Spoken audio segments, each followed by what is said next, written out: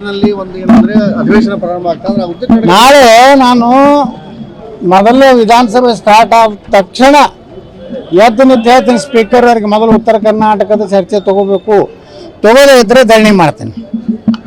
ಅದಕ್ಕೆ time fix ಮಾಡಿರ್ಬೇಕು. ನಾಳೆ ಇಡೋದು ಉತ್ತರ ಕರ್ನಾಟಕ ಚರ್ಚೆಗೆ 2 ಗಂಟೆ ಟೈಮ್ ಫಿಕ್ಸ್. 3 ರಿಂದ 5 ಕೊಡ್ತಿರೋ, 5 ರಿಂದ 7 ಕೊಡ್ತಿರೋ ಪ್ರತಿ ದಿವಸ. ಹೋಸಲನ ಹಂಗೆ ಮಾಡ್ಯಾರ. ಅದಕ್ಕೆ ಪ್ರತಿ ದಿವಸ 2 ತಾಸು ನಮ್ಗೆ ಕೊಡ್ರಿ. ಯಾರ್ಯಾರು ಶಾಸಕರು ಮಾತಾಡ್ಬೇಕನ್ನೋರು ಮಾತಾಡ್ತಾರೆ, ಆಡಳಿತ ಪಕ್ಷರು ಏನೂ ಮಾತಾಡೋದಿಲ್ಲ ಅವ್ರು ಸರ್ಕಾರ ವಿರುದ್ಧ. ನಾನು ಮಾತಾಡ್ತಿದ್ದೆ ಸರ್ಕಾರ ವಿರುದ್ಧ.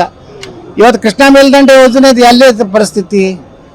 ಅದಕ್ಕೆ ನಾಳೆ ನಾನು ಸ್ಪೀಕರ್ಗೆ ಆಗ್ರಹ ಮಾಡ್ತೀನಿ, ಅದಕ್ಕೆ ಅವಕಾಶ ಕೊಡಲಿಲ್ಲ ಅಂದ್ರೆ ಧರಣಿ ಮಾಡ್ತೀನಿ. ನಾಳೆಯಿಂದಲೇ ಉತ್ತರ ಕರ್ನಾಟಕದ ಅಭಿವೃದ್ಧಿ ಬಗ್ಗೆ, ಬರೀ ಉತ್ತರ ಕರ್ನಾಟಕ ಅಷ್ಟೇ ಇಲ್ಲ, ಮೊನ್ನೆ ಕರಾವಳಿ ಕರ್ನಾಟಕದಲ್ಲಿಯೂ ಸಮಸ್ಯೆ ಅದಾವು, ಹಳೆ ಮೈಸೂರು ಭಾಗನಾಗ ಚಾಮರಾಜನಗರದಲ್ಲಿಯೂ ಸಮಸ್ಯೆ ಅದಾವೆ, ಕೋಲಾರದಲ್ಲಿ ಸಮಸ್ಯೆ ಅದಾವೆ.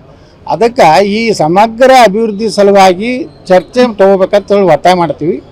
ತಗೋದೇ ಇದ್ರೆ ಧರಣಿ ಮಾಡ್ತೀವಿ. ಸರ್, ಈಗ ಬಿಬಿಪಿ ಹೋರಾಟಕ್ಕೆ ಒಂದು ಬಾರಿ ಅಧಿವೇಶನ ಪ್ರಾರಂಭ ಆಗ್ತದೆ. ನಾಳೆ ನಾನು ಮೊದಲು ವಿಧಾನಸಭೆ ಸ್ಟಾರ್ಟ್ ಆದ ತಕ್ಷಣ ಎದ್ದು ನಿಂತು ಹೇಳ್ತೀನಿ ಸ್ಪೀಕರ್ ಅವರಿಗೆ ಮೊದಲು ಉತ್ತರ ಕರ್ನಾಟಕದ ಚರ್ಚೆ ತಗೋಬೇಕು, ತಗೋದೇ ಇದ್ರೆ ಧರಣಿ ಮಾಡ್ತೀನಿ.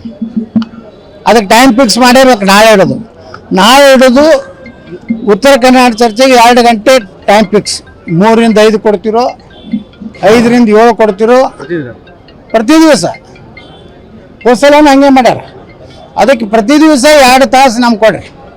ಯಾರ್ಯಾರು ಶಾಸಕರು ಮಾತಾಡ್ಬೇಕನ್ನೋರು ಮಾತಾಡ್ತಾರೆ, ಆಡಳಿತ ಪಕ್ಷರು ಏನೂ ಮಾತಾಡೋದಿಲ್ಲ ಅವ್ರು ಸರ್ಕಾರ ವಿರುದ್ಧ. ನಾನು ಮಾತಾಡ್ತಿದ್ದೆ ಸರ್ಕಾರ ವಿರುದ್ಧ. ಇವತ್ತು ಕೃಷ್ಣ ಮೇಲ್ದಂಡೆ ಯೋಜನೆದು ಎಲ್ಲೇ ಪರಿಸ್ಥಿತಿ. ಅದಕ್ಕೆ ನಾಳೆ ನಾನು ಸ್ಪೀಕರ್ಗೆ ಆಗ್ರಹ ಮಾಡ್ತೀನಿ, ಅದಕ್ಕೆ ಅವಕಾಶ ಕೊಡಲಿಲ್ಲ ಅಂದ್ರೆ ಧರಣಿ ಮಾಡ್ತೀನಿ. ನಾಳೆಯಿಂದಲೇ ಉತ್ತರ ಕರ್ನಾಟಕದ ಅಭಿವೃದ್ಧಿ ಬಗ್ಗೆ, ಬರೀ ಉತ್ತರ ಕರ್ನಾಟಕ ಅಷ್ಟೇ ಇಲ್ಲ, ಮೊನ್ನೆ ಕರಾವಳಿ ಕರ್ನಾಟಕದಲ್ಲಿಯೂ ಸಮಸ್ಯೆ ಅದಾವು, ಹಳೆ ಮೈಸೂರು ಭಾಗನಾಗ ಚಾಮರಾಜನಗರದಲ್ಲಿಯೂ ಸಮಸ್ಯೆ ಅದಾವೆ, ಕೋಲಾರದಲ್ಲಿ ಸಮಸ್ಯೆ ಅದಾವೆ. ಅದಕ್ಕೆ ಈ ಸಮಗ್ರ ಅಭಿವೃದ್ಧಿ ಸಲುವಾಗಿ ಚರ್ಚೆ ತೊಗೋಬೇಕಂತ ಹೇಳಿ ಒತ್ತಾಯ ಮಾಡ್ತೀವಿ.